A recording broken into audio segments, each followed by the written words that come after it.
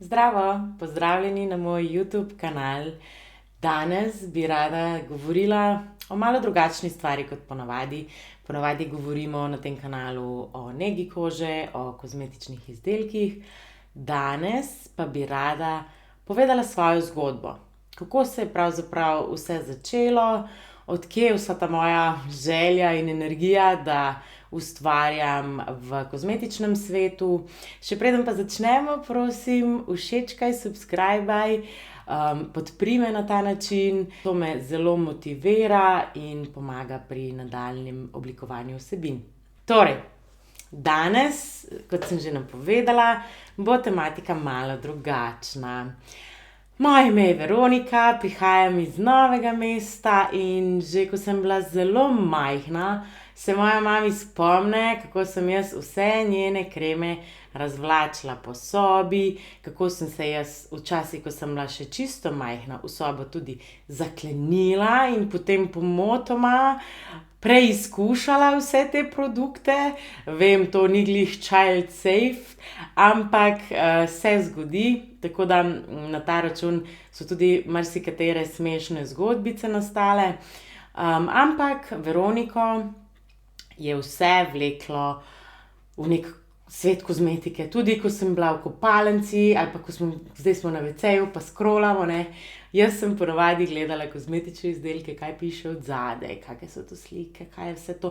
Čeprav nisem sploh razumela, pač o čem se gre, itak, ker sem še čisto premlad in nepoučen.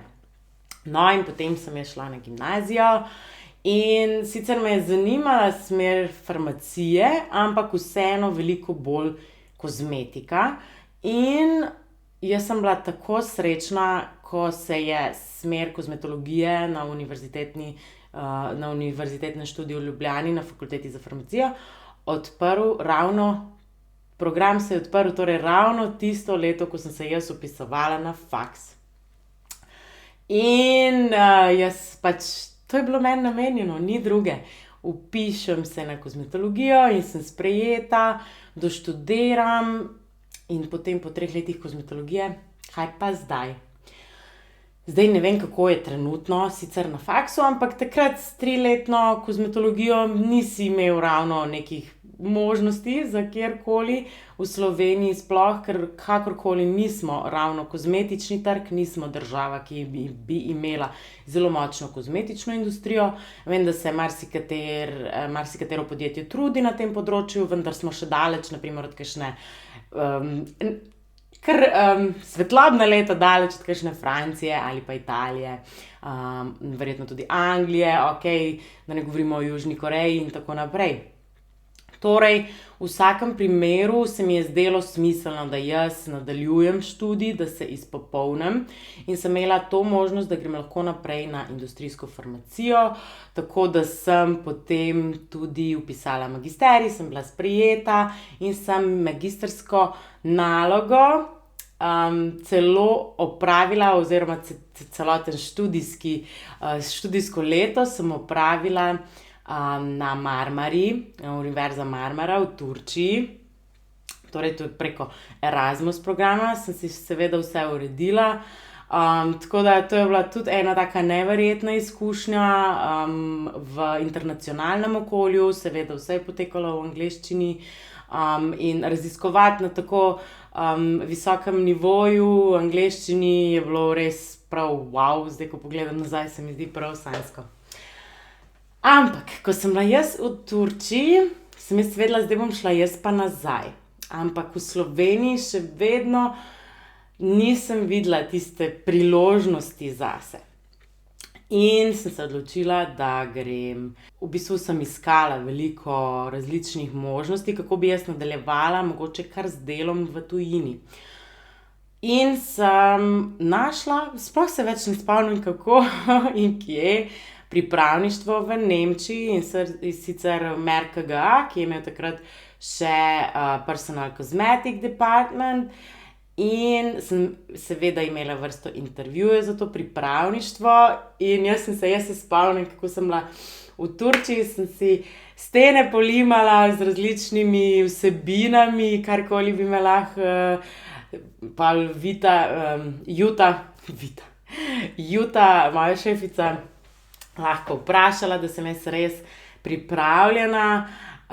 In ja, iz Turčije sem torej preko video povezave in preko navadnega klica si priborila pripravništvo v Nemčiji, v Darmstadtu. In to je bilo zame res neka najlepša izkušnja, eno najlepših let v mojem življenju v Darmstadtu, vsekakor.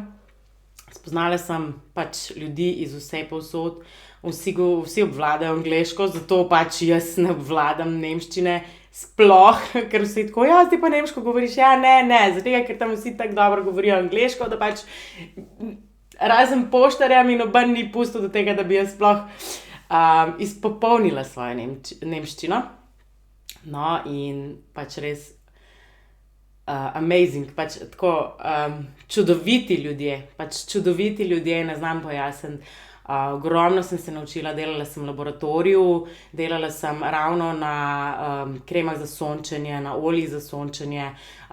Torej prav tudi moja kolegica je delala te teste, SPF teste, ki se na PMMA ploščice namaže produkt.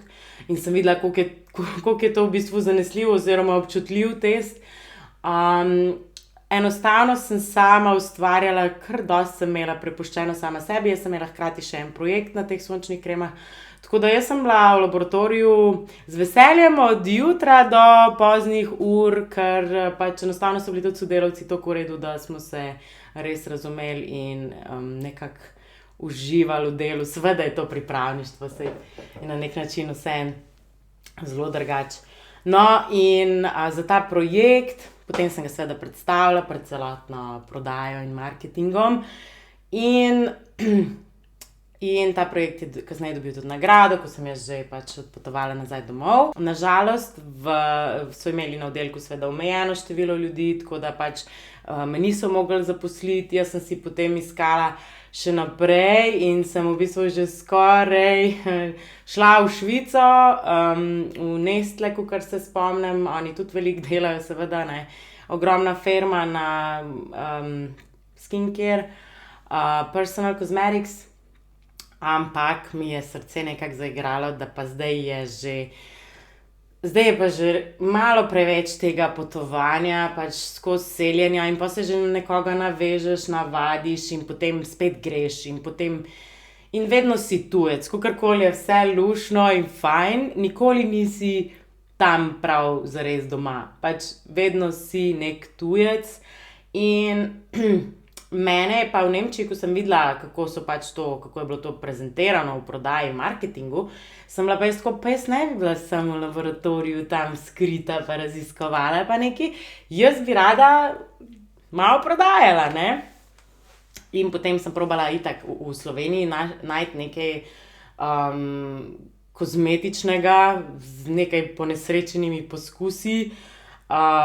In na koncu pač odnehala od kozmetike v Sloveniji in sem dobila službo v farmaciji, ki pa mi je bila tudi namenjena. In jaz mislim, da se je vse nekako zložilo v mojem življenju do sedaj, ker sem dobila ogromno izkušenj, zdaj že 6 do 7 let, kar sem bila v farmaciji, v prodaji, sem dobila ogromno izkušenj, ogromno izobraževanj. To so pač leta, ki se nalagajo, leta izkušenj, ki ti noben več ne more vzeti, ker si pač pametnejši in bolj sposoben in veš, kako se obrniti v določenih situacijah. Tako da v bistvu je bila zelo luštna služba in tudi sodelavci in odločitev ni bila lahka, ampak po 2 porodih, torej zdaj imam 2 majhne deklice in živim zelo daleč stran od dejanske službe, katero sem prej opravljala, sem se mogla odločiti, ali bom majčkeno nesrečna, ali bom srečna in čim bližje svojim otrokom. In tu je prišlo torej do te glavne odločitve. Veš kaj, jaz grem pa na svoje. ne, samostojni podjetnik, samostojna pot. Ja, že zdaj je zelo zanimivo. Moram reči, da šele zdaj razumem vse tiste, ki so se že podali na to pot, kako je na tej poti. Pa sem šele na začetku, ampak jaz verjamem v to svojo vizijo. Zadala sem si določene cilje. Jaz sem do sedaj že z vsemi izmed vami vedno govorila, vam vedno svetovala. Jaz sem ostala v kozmetičnem svetu, jaz preberam novice kozmetičnega sveta, jaz ostajam na tekočem z vsem, pač to, this is my passion.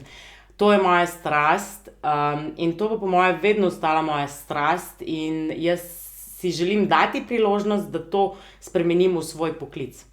In s tem namenom sem jaz odprla Skincare Slow, torej svojo podjetniško pot, ki bo združevala več konceptov, in jaz se resnično veselim moje poti, oziroma naj bo to naša skupna pot.